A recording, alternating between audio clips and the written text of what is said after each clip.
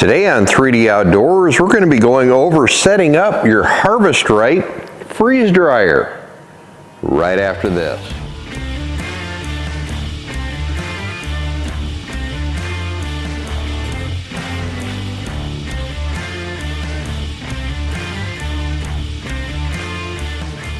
All right, HARVESTRIGHT Freeze Dryer, very exciting. 3D Outdoors has added one, and we're going through the setup today, and we're going to bring you along through the process. First of all, you need to figure out where you're going to put it.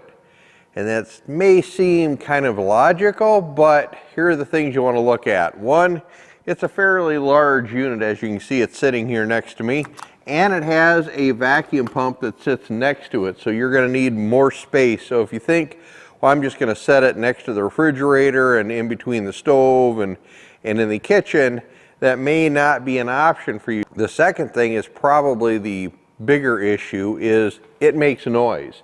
This vacuum pump is going to be running to pull the moisture out of the food after it's frozen, so that's going to be running all the time making noise. So you're not going to want that just sitting in your living space with you running around the clock for 12, 24, 36 hours, however long the batch of food that you're freeze drying takes. So you want to take that into consideration too.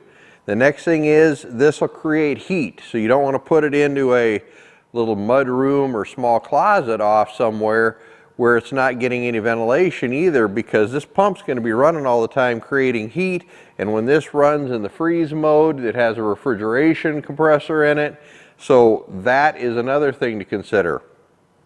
You'll also need to install a 20 amp circuit where you're going to put this.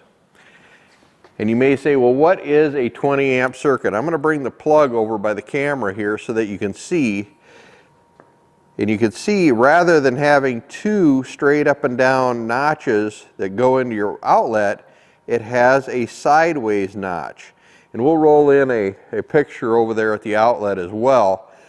But this is dedicated for 20 amp loads. Now what that means is not that you just go into an outlet and swap it out for the one that has the cross in it so that you can plug this in. There's more to it than that. It's a different outlet in the wall, yes, but it's also heavier gauge wire running back to your electrical panel because it's a heavier load. It's not a regular 15 amp load, it's up to 20. So if you take and cheat and put a different outlet in, you could be running too light a wire and you could melt that wire and possibly start a fire if you have too big a load.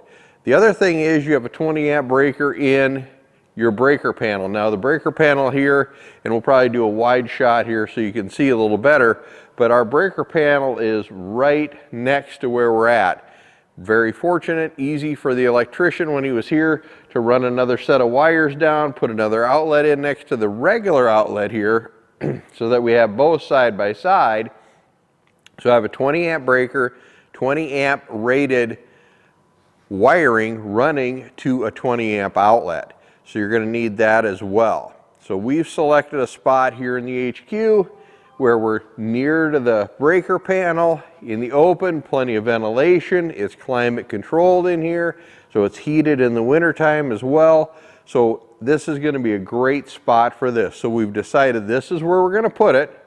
So now the next step was to set it on the shelf and let it sit there for 24 hours. Once you've unboxed it and set it up here, it has a refrigeration pump in there that has Freon and oil in it.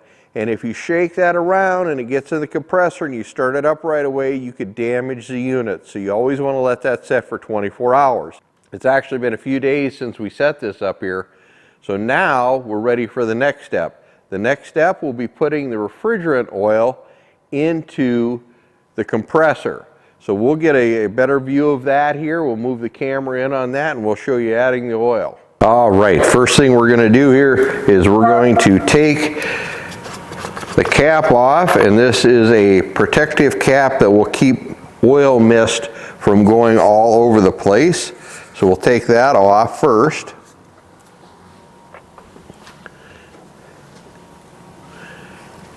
Going to get our funnel here. I could probably pour this direct, but I'm going to use a funnel anyway. And this takes a very specific oil. So you can't just run down to your local big box store and grab a quart of 10W30 or something like that. You need high vacuum pump oil, premium. And you can filter this. It comes with a filter kit for filtering. We'll have a video on that when we get to the point of that. But make sure you buy the right oil. This is a very high dollar investment here. You don't want to damage it by using the wrong oil. All right, we're going to keep an eye on here while we fill. We want to get right to the halfway mark in here, and we don't want to overfill it. So we'll start adding some oil here. We'll keep an eye on it.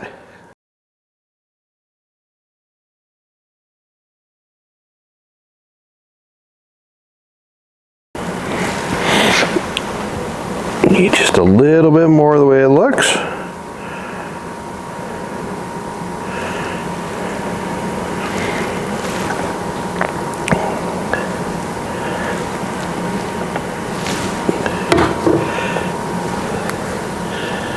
And we're right at the halfway mark there. All right.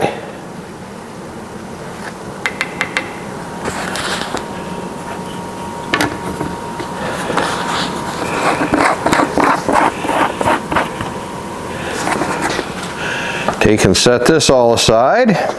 Let's put the cap back on here.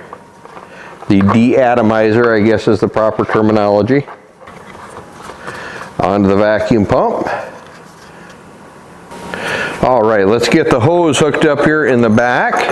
And you can see there's a cover over both ends here. And you screw these on hand tight. And both ends are the same, so it doesn't matter which goes to which.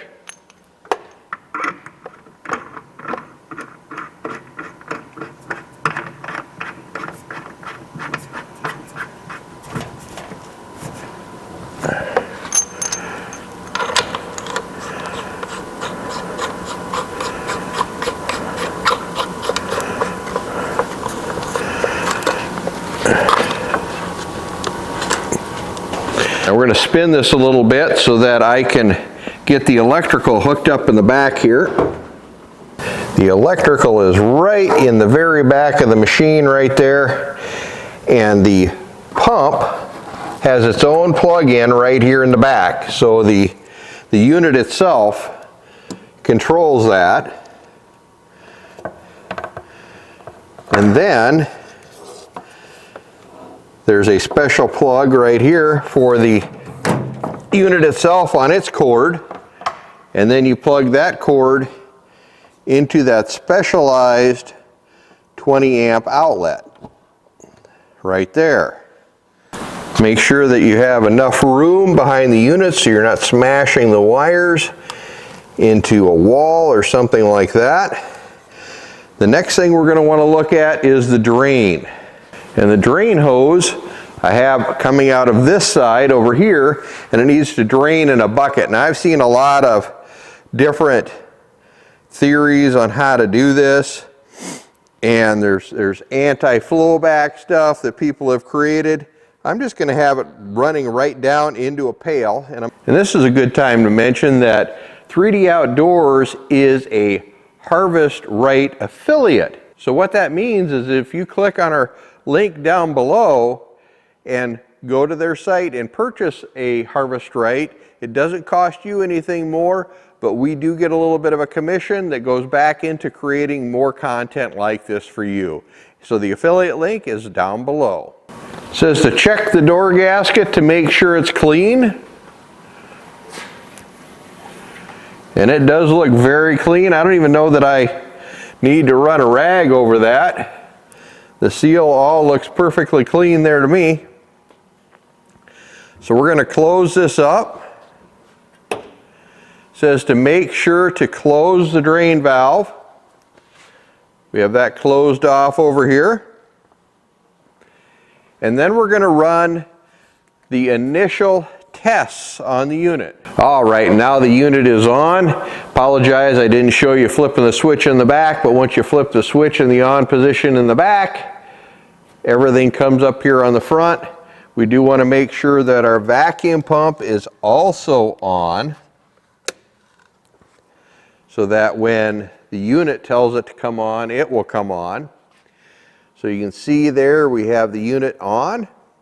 We went over and made sure that our valve is closed.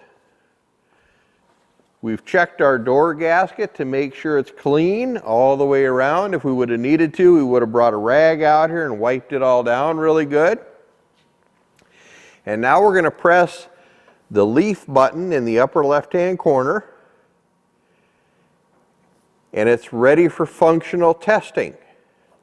Now the first thing it says in the book here is to do a freeze test. And when we do the freeze test, we're going to toggle on the freeze.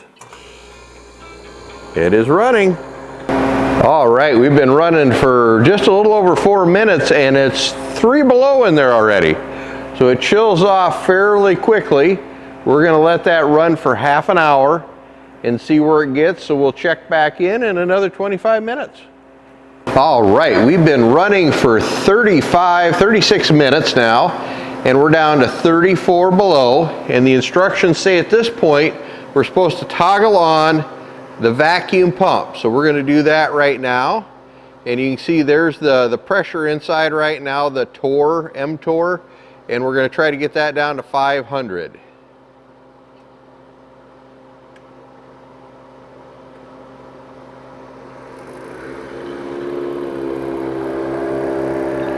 And you hear the compressors engaged now.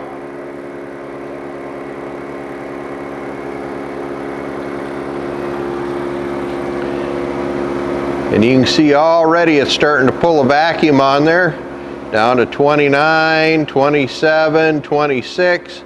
So we'll let that run here a little bit and we'll check back in, but the goal is to get it down to 500, and that will be the sign that it was successful. So we'll get it there and we'll check back in.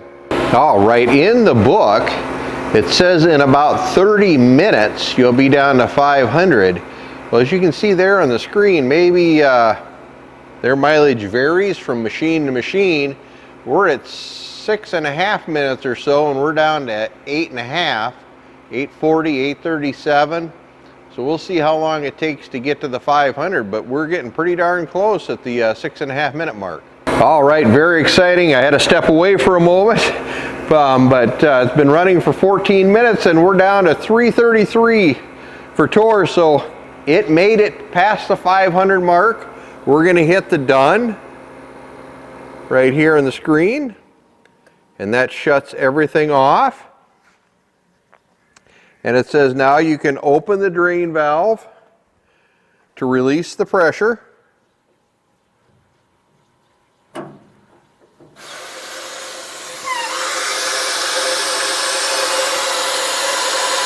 You can hear that. And that's where they say if it was down in a bucket and you had water in there, that's air going back up in there. So it would suck that water right back up in there. So you want to make sure that it's suspended.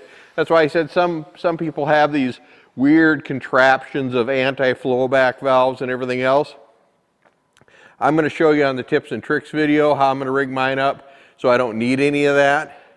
But the next thing we're going to do here, and I want to make sure I do this, is we're going to hit right here on the system name. And we're going to customize our system name.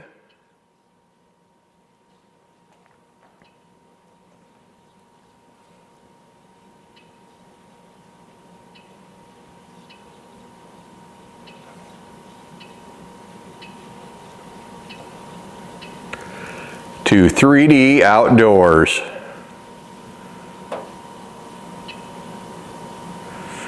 And there we go. There is how to set up your HARVESTRIGHT Freeze Dryer.